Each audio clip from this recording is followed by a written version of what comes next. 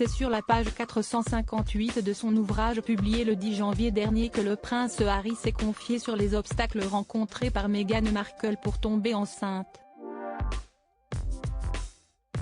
Des complications qui remontaient à bien avant la naissance d'Archie.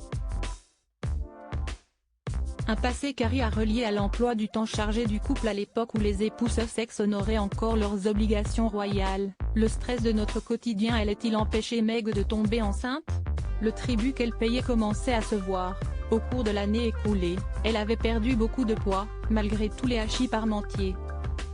« Je n'ai jamais autant mangé », disait-elle, mais elle continuait de maigrir, a-t-il écrit. Inquiet à la fois de ne pas pouvoir concevoir, mais aussi pour la santé de Meghan Markle, le couple a suivi les recommandations de ses amis, qui ont aussi peiné à avoir un enfant. Ils ont alors consulté un médecin ayurvédique. D'après ce que j'avais compris, la médecine ayurvédique classe les gens dans des catégories. Je ne me rappelle pas dans laquelle notre praticienne avait placé Meg, mais elle avait confirmé nos soupçons. La perte de poids pouvait effectivement faire obstacle à la conception. Alors Meg s'est mise à manger tout ce qui lui tombait sous la main, et elle a bientôt pris ses 3 kilos. On regardait le calendrier, l'œil plein d'espoir, a expliqué le duc.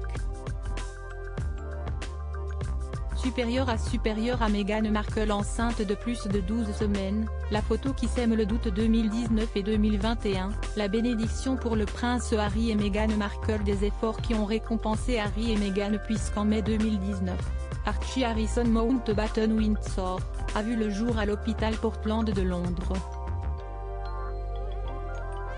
2 ans plus tard, en juin, c'était au tour de sa petite sœur Lilibet Diana Mountbatten Windsor de naître au Santa Barbara Cottage Hospital, en Californie. Les petits-enfants de Charles III sont ainsi venus agrandir les rangs de la famille royale. 6e et 7e dans l'ordre de succession, des questions quant à leur titre restent encore en suspens. Depuis la publication de ses mémoires, le prince Harry a potentiellement mis en danger la position de ses enfants chez les Windsor.